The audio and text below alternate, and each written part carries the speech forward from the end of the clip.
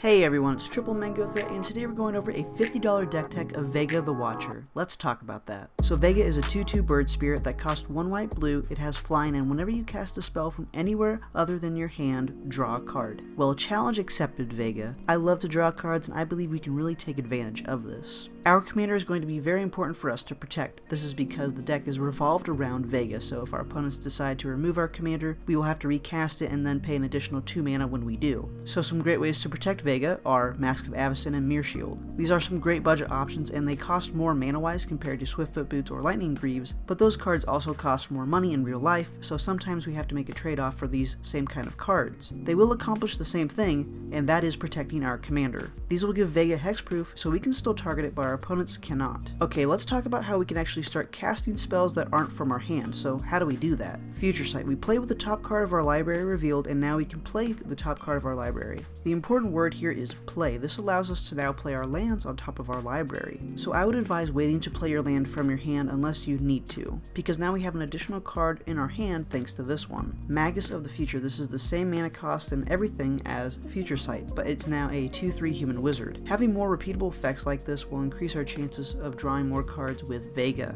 Precognition Field. We can look at the top card of our library, and we can now cast the top card of our library if it's an instant or sorcery card, and then we can pay 3 mana to exile the top card of our library. That last ability may seem harsh, but if we've already played our land for turn, we don't need a land on top of our library. We can instead pay 3 mana to exile it, move on to the next card, which we'd hope would be an instant or sorcery, because we have 14 instants and 12 sorceries, so it's very likely this will be the case. Since we have so many instants and sorceries, we can make tokens when we cast them with metallurgic summonings. Whenever we cast an instant or sorcery, we're going to create an XX construct where X is that spell's mana value, or mana cost. We can later exile it to return all instants and sorceries from our grave to our hand. We can only do this if we control 6 or more artifacts, which those constructs we're making are artifacts. This is so good for the deck, and it got reprinted recently, so it's around $1 right now, and that really helps this deck, especially when we're wanting a budget. Murmuring Mystic and Talrand Sky Summoner. Whenever we cast an instant or sorcery, we can either make a 1/1 flyer with Murmuring Mystic or a 2/2 flyer with Talrand. These are going to add up fast, and with all the creatures that we're making, this can help us deal a lot of damage to our opponents, or even give us blockers. Card draw in the deck, well, besides Vega, is Archmage Emeritus. Whenever we cast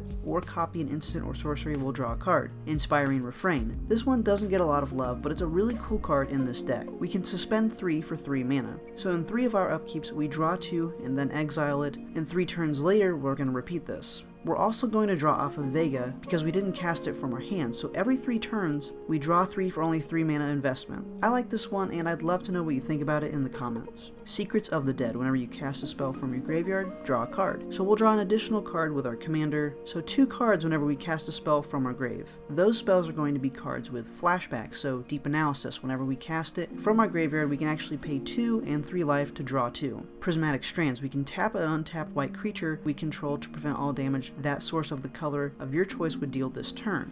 So our commander is a white creature, and just by tapping it we get 2 cards, and well, I guess protecting it, but I usually don't use that for its protection ability. I just like to draw cards because I am a greedy player like that. Scour all possibilities. We pay 5 to scry 2, then draw a card. Well, actually, we're going to draw 2 cards, scry 2, and then draw a card because that's silly magic right there. Besides flashback, we have foretell. So Behold the Multiverse, we scry 2, then draw 2, with a foretell cost of 2 to later cast it for 1 in a blue. The downside is we can't cast it on the turn we foretell it, but it's also an instant, so we can cast it on an opponent's turn and then draw an extra card from our commander. There's Retrace with Una's Grace. We can cast it from our grave if we discard a land in addition to casting it. There's Madness with Obsessive Search. When we discard it, we can pay 1 blue to draw a card. If you love casting your opponent's spells, you should try Dazzling Sphinx. Whenever it deals combat damage to a player, that player exiles cards from the top of their library until they exile an instant or sorcery. We can then cast it without paying its mana cost, and that player puts the exiled cards that weren't cast on the bottom of their library in a random order. Now this has flying, so it's going to be more likely to deal combat damage to our opponents, and the card we cast does trigger our commander, so we'll get a free spell from our opponents and draw a card. That is so nice of our opponents. Diluvian Primordial. When it ETBs for each opponent, we can cast up to 1 instant or sorcery from their grave when we cast it, and we cast it without paying the mana cost. Then it gets exiled, and I love free spells and drawing cards, so again, another great option for this deck. Inevitable Betrayal. We suspend it for 3 and pay 3 mana. We can search an opponent's library for a creature and put it onto the battlefield under your control. I'm sorry, what? This is so cool, especially if our opponents have a lot of awesome creatures in their deck. Okay, cards I really want to mention are Recurring Insight. We draw cards equal to the number of cards in target opponent's hand, and it has Rebound, so we can cast this at our next upkeep for free, and the Rebound cast will trigger our commander as well. Island Sanctuary. If you would draw a card during your draw step, instead you may skip that draw. If you do until your next turn, you can't be attacked except by creatures with flying and or island walk. This will keep us alive longer than you think, and since we're drawing so many cards, losing one will not hurt us. Cast Through Time. Instants and sorceries you control have Rebound. This is an insane enchantment that gets us double the effects of our instants and sorceries now. Archmage Ascension. Now this is a crazy enchantment. Definitely crazier than the previous, because at the beginning of each end step, if you drew 2 or more cards this turn, you may put a quest counter on Archmage Ascension.